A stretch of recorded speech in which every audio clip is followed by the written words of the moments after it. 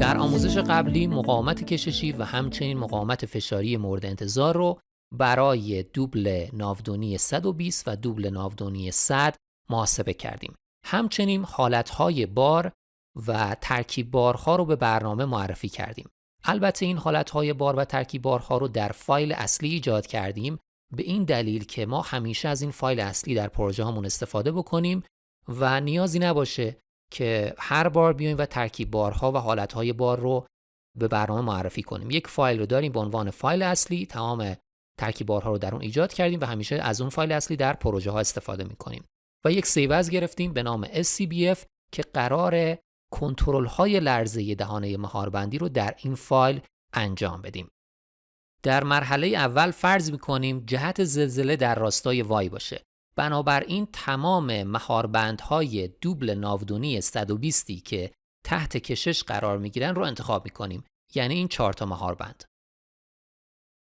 و حالا باید مقدار نیروی کششی که در اکسل محاسبه کردیم رو اعمال بکنیم به صورت بار نقطه‌ای و به نحوی که بیانگر نیروی کششی باشه. 988 کیلونیوتن رو باید به این صورت اعمال بکنیم. با انتخاب 4 تا مهاربند از منوی فریم لودز گزینه پوینت رو انتخاب می کنید. TA و اینجا حتما جهت بارگذاری رو باید بذاریم محور محلی 1. چرا؟ چون محور محلی 1 در راستای المان همیشه قرار داره و اگر ما از این تکنیک استفاده بکنیم خیلی راحت میتونیم بارگذاری رو در راستای مهاربند اعمال بکنیم. راحت ترین و سریع ترین روش بارگذاری در این شرایط استفاده از این حالته. بنابراین محور محلی 1 رو انتخاب میکنم که مطمئن باشم بار نقطه‌ای که قرار اعمال بکنم روی فریم در راستای مهاربند اعمال میشه. مقدار بار رو در ابتدا و انتهای المان مشخص بکنم. چون حالت relative distance فعال شده، بنابراین فقط کافیه در شرایطی که در فاصله 0 و فاصله 1، چون فاصله ما به صورت نسبیه، مقدار بار رو اعمال بکنیم. پس 988 رو اینجا اعمال میکنم. قطعاً جهت دیگه باید خلاف این جهت باشه، پس منفی 988 رو هم اعمال میکنم. اگر دیدم جهت‌ها بیانگر نیروی فشاریه، باید مثبت منفی رو اینجا جابجا بکنم. جهت‌هایی که انتخاب کردیم درسته. همین جهت بیانگر اینه که در این مهاربند نیروی کششی ایجاد شده. برای اینکه تشخیص بدید جهت رو درست انتخاب کردید، تصور بکنید جهت نیروی زلزله در راستای وای باشه. خب داره این مهاربند اگر نیروی کششی داشته باشه داره قاب رو به سمت خودش میکشه. بنابراین جهت فلش درسته. یا اینجا باز داره قاب رو به سمت خودش میکشه. بنابراین جهت فلش رو ما اینجا درست انتخاب کردیم. میتونیم همین کار رو برای مهاربند دوبل ناودونی 100 هم انجام بدیم. پس 2 تا مهاربند رو انتخاب میکنیم. 780 کیلونیوتن رو اعمال میکنیم.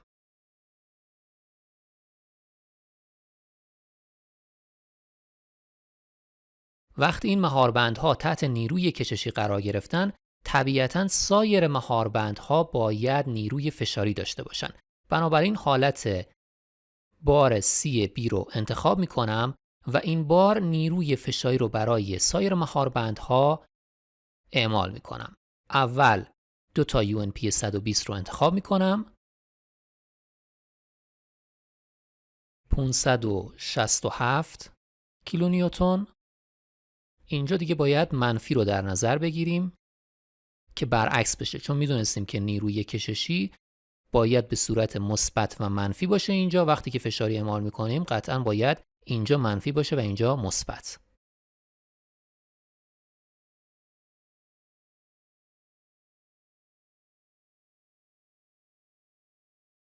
جهتی که انتخاب کردیم درسته و بیانگر نیروی فشاری در مهاربنده. برای 2 تا UNP 100 هم همین کار رو انجام میدیم. 408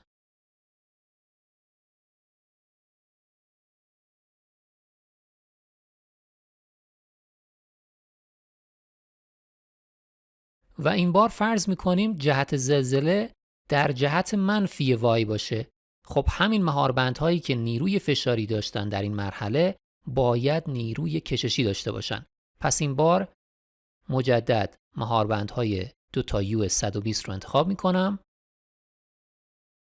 و 988 رو به عنوان نیروی کششی منتها با نام تی بی، با حالت بار تی بی اعمال میکنم.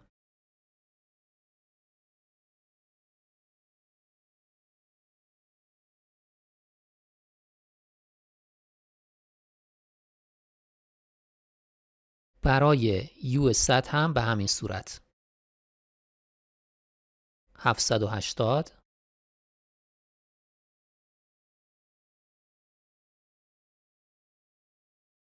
وقتی که این مهاربندها نیروی کششی داشته باشند، مهاربندهای دیگه باید نیروی فشاری داشته باشند.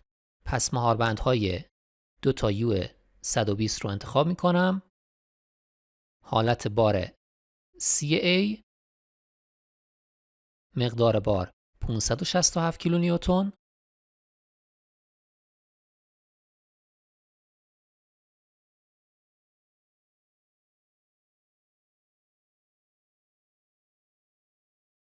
برای یو 100 هم همین کار رو تکرار میکنم.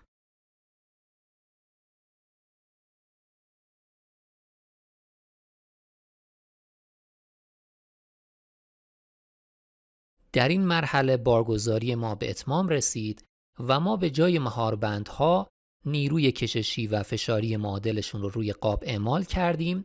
پس دیگه نیازی به مهاربندها نخواهیم داشت و از طرفی قراره در ادامه برای همین بارهایی که روی قاب اعمال کردیم و ترکیب بارهایی که تعریف کردیم تیرها و ستونهای این دهانه مهاربندی رو چک بکنیم و باید تیرها و ستونها تحت این بارگذاری جواب بدن.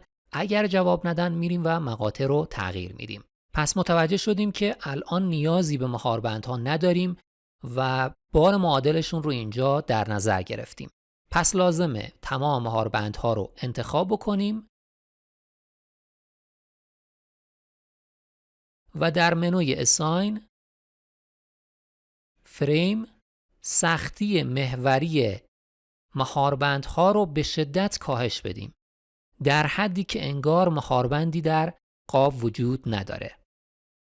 فقط کافی مساحت رو کاهش بدم چون سختی محوری فقط با مساحت در ارتباطه، بنابراین مساحت رو کاهش میدم و سختی محوری مهاربندها از بین میره، انگار ما مهاربندی نداریم. ممکن این سوال برای شما پیش بیاد که چرا اصلا مهاربندها رو حذف نکردیم از این قاب‌ها؟ دلیلش اینه که ما برای بارگذاری نیاز داشتیم به مهاربندها. اگر مهاربندها رو حذف می‌کردیم باید می‌رفتیم از پوینت لود استفاده می‌کردیم، زاویه میدادیم و دردسر داشت برای ما. ما مهاربندها رو نگه داشتیم، به جای سختی رو کاهش دادیم و استفاده کردیم از مهاربندها، بارگذاری رو خیلی سریعتر و راحت‌تر اعمال کردیم. یکی از الزامات آیین‌نامه اینه که ما تیرها رو علاوه بر این که برای خمش حالا دیزاین می‌کنیم، باید برای نیروی محوری ایجاد شده در تیرها در دهانه مهاربندی هم چک بشن. اما در شرایطی که ما از دیافراگم سلم برای سقف‌ها استفاده می‌کنیم، خب هیچ گونه نیروی کششی یا فشاری در این تیرها ایجاد نمیشه و عملاً نمیتونیم این کنترل رو انجام بدیم. پس باید تمام سقف‌ها رو از حالت دیافراگم خارج بکنیم. برای این کار کنترل A رو میزنم در منوی Assign و دیافراگم ها رو غیر فعال میکنم. اگر در پلان یکی از سقف ها قرار بگیریم، ما الان انگار مهاربندی نداریم چون سختی مهاربندها رو کاهش دادیم، دیافراگمی هم نداریم. خب اگر زلزله بیاد در راستای وای، چه المانی در مقابله زلزله مقاومت میکنه؟ هیچ گونه المانی نداریم. در واقع سازه حرکت میکنه به سمت بالا، به سمت در جهت وای. بنابراین ناپایداری در تحلیل ایجاد میشه و ما ناچاریم بیایم و یک سری از گره ها رو در این سازه مقید بکنیم تا جلوی ناپایداری رو بگیریم. در جهت X که مشکلی نداریم چون قاب ما خمشیه و سیستم باربر جانبی داریم. پس لازمه ما یک سری از این گره ها رو انتخاب کنیم و اونها رو مقید کنیم.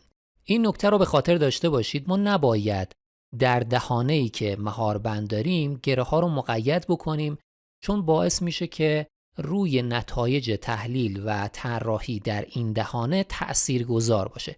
تا جای ممکن سعی بکنیم از گره هایی که فاصله دارن از این دهانه استفاده بکنیم و این گره ها رو مقید بکنیم.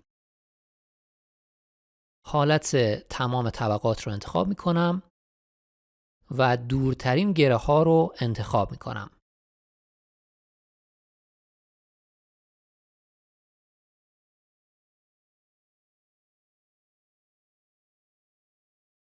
در منوی Assign, Joint, Restraints تغییر مکان در جهت Y رو فیکس میکنم که دیگه هیچ گونه حرکتی در راستای Y نداشته باشیم. در این شرایط هیچ گونه ناپایداری هم ایجاد نمیشه. حالا مدل ما آماده است که تحلیل رو شروع بکنیم.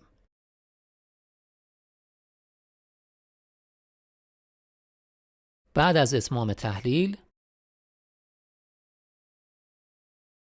باید ترکیب بارهایی که تعریف کردیم رو به عنوان ترکیب بارهای طراحی به این بخش منتقل بکنیم. 8 تا ترکیب بار. فقط این پنجره رو انتخاب میکنم و طراحی سازه رو شروع میکنم. خب طراحی به اتمام رسید. اگر بخوایم نسبت تنش ها رو هم در اینجا ببینیم مشخصه که نسبت تنش ها تقریبا اوکی هستن.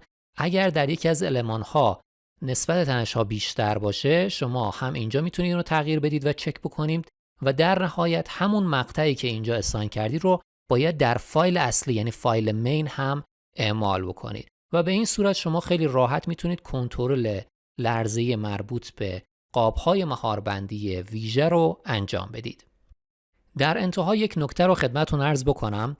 خیلی از مهندسان فکر میکنن که اگر مقطع مهاربندها رو بزرگتر انتخاب بکنند خیلی بهتره، در صورتی که شما اینجا متوجه شدید که ما قاب اطراف این مهاربند رو داریم برای حد اکثر مقاومت کششی مورد انتظار و مقاومت فشاری مورد انتظار مهاربندها چک میکنیم. پس شما اگر از مقاطع بالاتری استفاده بکنید طبیعتاً باید ابعاد تیرها و ستونها و حتی اتصالات رو بزرگتر انتخاب بکنید و از نظر اقتصادی به صرفه نیست. بنابراین سعی بکنید تا جای ممکن مقطع مناسبی رو برای مهاربندها انتخاب بکنید که در طراحی اتصالات و همچنین طراحی سازه با مشکل مواجه نشید.